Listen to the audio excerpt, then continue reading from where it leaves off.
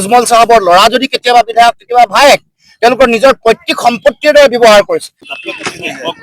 কালি বৰদোৱাত কিন্তু অমিত শ্বাহে কৈছে যে 5 বছৰৰ মাজত আমি সম্পূৰ্ণৰূপে প্ৰস্তুতি এইটো আটাইতকৈ ডাঙৰ কৌতুক। এইটো ইয়াতকৈ ডাঙৰ কৌতুক মই ভাবো যে আৰু এইবাৰ অসমত নাই। কাৰণ তেওঁলোকে 2014 চনতে একেটা ডায়লগে মাৰিছিলে আৰু এতিয়া বুজি পাইছে তেওঁলোকৰ গোটেই কথা বতৰাবোৰ।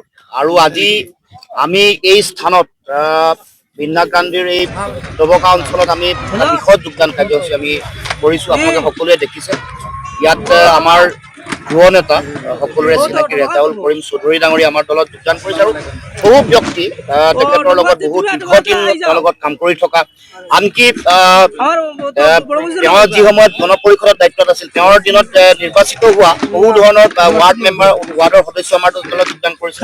বেলেগ বেলেগ দলৰ আনকি AIDF-ৰ ৱাৰ্ডৰ সদস্য আঞ্চলিক পঞ্চায়তৰ সদস্যও আনকি আমাৰ দলত যোগদান কৰিছে। গতিকে মই ভাবো যে এইটো এটা অতি শক্তিশালী বাৰ্তা। বীণা গান্ধী সমষ্টি জাতীয়তাবাদৰ এটা সময়ত দুৰ্গ আছিল, বৰভেটি আছিল।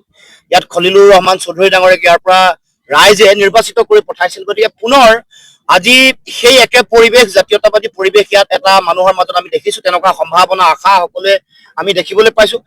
এটা কথা স্পষ্ট ৰূপত আমি ক'ব খোজো যে অসমৰ মুখ্যমন্ত্ৰী হিমন্ত বিশ্ব শৰ্মাই কৈছিলে যে বদৰুদ্দিন আজমলক 100 কিলোমিটাৰ দূৰলৈকে তেওঁ সোমাবলৈ নিদিয়ে। সেই বুলি কৈ তেওঁৰ নিজৰ চৰা ঘৰত সোমোৱাই ল'লে, নিজৰ শোৱনি কোঠাত সোমোৱাই সমগ্ৰ অসমৰ সাম্প্ৰদায়িক ৰাজনীতিটো দুজনে মিলি কৰিলে। আৰু সেই কথা আমি লোকসভা নিৰ্বাচনৰ আগতে উমান পাই ধুবুৰী লোকসভাত আমি 10 লক্ষ ভোটত আমি বদৰুদ্দিন আজমল চাহাবক হৰুৱাইছো। আৰু আজি বীণা গান্ধীলৈ আহি আমি কৈছো যে আগন্তুক 2026 চনৰ বিধানসভা নিৰ্বাচনত আজমল চাহাব আৰু আজমল চাহাবে আৰম্ভ কৰা সাম্প্ৰদায়িকতাৰ ৰাজনীতিত মোৰ শক্তি আৰু ইন্ধন বিজেপিয়ে লৈ আছে। সেই সাম্প্ৰদায়িকতাৰ ৰাজনীতিক আমি উৎখাত কৰিম আৰু আজমল চাহাবৰ ৰাজনীতি অসমত সৰ্বকালৰ কাৰণে আমি শেষ কৰিম। গতিকে আজি ইয়াৰ পৰা সেইটো আমি ক'ব খোজো। আৰু আগন্তুক দিনসমূহত আমাৰ মূল লক্ষ্যটোৱে হ'ল অসমৰ সকলো জাতি জনগোষ্ঠী ভাষা ভাষী ধৰ্মাৱলম্বী লোকক একত্ৰিত কৰি জাতীয়তাবাদৰ ভেটি যাতে শক্তিশালী হয়। আমাৰ মূল লক্ষ্যটোৱে হ'ল আমি প্ৰতিটো জাতি জনগোষ্ঠীৰ সমমৰ্যাদা, সম উন্নয়ন আৰু সম অধিকাৰ। আজি যোৱা 20 বছৰ ধৰি AIDF-ৰ বিধায়ক আছে। আজমল চাহাবৰ ল'ৰা যদি কেতিয়াবা বিধায়ক কেতিয়াবা ভায়েক তেওঁলোকৰ নিজৰ পৈতৃক সম্পত্তিৰ দৰে ব্যৱহাৰ কৰিছে। তেওঁলোকে নিজৰ সম্পত্তি গোটাইছে, টকা ঘটিছে, ব্যৱসায় কৰিছে, কিন্তু ইয়াৰ সৰ্বসাধাৰণ ৰাইজক দিব লগা ন্যায় নিৰাপত্তা দিয়া নাই। সৰ্বসাধাৰণ ৰাইজৰ যিবোৰ ৰাস্তা ঘাটৰ সমস্যা, আজিলৈকে আটাইতকৈ বেছি আটাইতকৈ বেয়া ৰাস্তা ঘাট থকা সমষ্টি এইটো। আটাইতকৈ বিদ্যালয়ৰ যদি সমস্যা বেছি আছে তেতিয়াহ'লে বীণা গান্ধী সমষ্টি। আটাইতকৈ যদি চৰকাৰী চিকিৎসা ব্যৱস্থাৰ সমস্যা আছে তেতিয়াহ'লে এই বীণা গান্ধী সমষ্টি।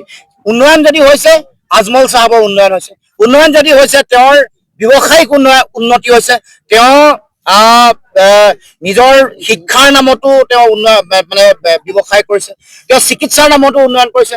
গতিকে আপোনালোকক এটা কথা আমি ক'ব খোজো যে আগন্তুক 26ৰ নিৰ্বাচনত আমি আমাৰ লক্ষ্য আছে, আমি সাংগঠনিক ভেটি শক্তিশালী কৰিবৰ কাৰণে বীণা গান্ধীত আমি চিন্তা চৰ্চা কৰিছো। গতিকে মিত্ৰজোঁটৰ প্ৰাৰ্থী ইয়াততো থাকিবই আৰু আমাৰ দলৰ ফালৰ পৰাও আমি প্ৰাৰ্থী দিবৰ কাৰণে আগন্তুক যিহেতু কথা কৈছে গৌৰৱ গগৈ 100+ আসনৰ কথা কৈছে, এই ক্ষেত্ৰত কেনেদৰে বিৰোধী মানে এলায়েন্সৰ আগবাঢ়ি যাব?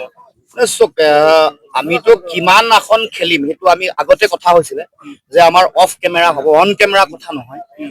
কাৰণ মূল কথাটো হ'ল এটা জিকিব লাগিব, উইনিবিলিটি ফেক্টৰ আৰু সংগঠনৰ ভেটি। আমাৰ দল নতুন হিচাপে আমি য'ত সংগঠন আছে, য'ত জাতীয়তাবাদৰ ভেটি আছে, য'ত ধৰক কংগ্ৰেছে জিকাৰ সম্ভাৱনা নাই, সেইবোৰ জেগাতহে আমি টিকেট বিচাৰিম। য'ত আমাৰ জাতীয়তাবাদৰ ভেটি আছে, জিকাৰ সম্ভাৱনা থকা সমষ্টি যিবোৰ, আৰু সেইটো লজিকেল হ'ব। সেইকাৰণে আমাৰ প্ৰতিটো ৰাজনৈতিক দলৰ প্ৰতি সন্মান ৰাখি, সৰু হওক ডাঙৰ হওক, কংগ্ৰেছ ডেফিনেটলি পুৰণা দল, 150 বছৰ পুৰণা তেওঁলোকৰ জন্মৰ পৰা, যদিও স্বাধীনতাৰ পিছত 75 বছৰ পৰিক্ৰমা অতিক্ৰম হৈছে, কিন্তু আগৰ পৰা ভাৰতবৰ্ষৰ স্বাধীনতা সংগ্ৰামত জড়িত দীঘলীয়া তেওঁলোকৰ সাংগঠনিক এটা পৰিক্ৰমা আছে। গতিকে নিশ্চিতভাৱে তেওঁলোকৰ সংগঠন বেছি হ'বই, কিন্তু লগত এটা প্ৰাৰ্থীসকলৰ উইনিবিলিটি ফেক্টৰ লাগিব। সংগঠন এই দুটাই মূল কথা, এফালে সংগঠন, আনফালে প্ৰাৰ্থীগৰাকীৰ ব্যক্তিত্ব, তেওঁৰ উইনিবিলিটি ফেক্টৰ, জিকাৰ সম্ভাৱনা, ঐতিহাসিক পটভূমি সকলো চাই আমি আলোচনা বিলোচনা কৰি আমি অফ কেমেৰা ৰুমৰ ভিতৰত কথা বতৰা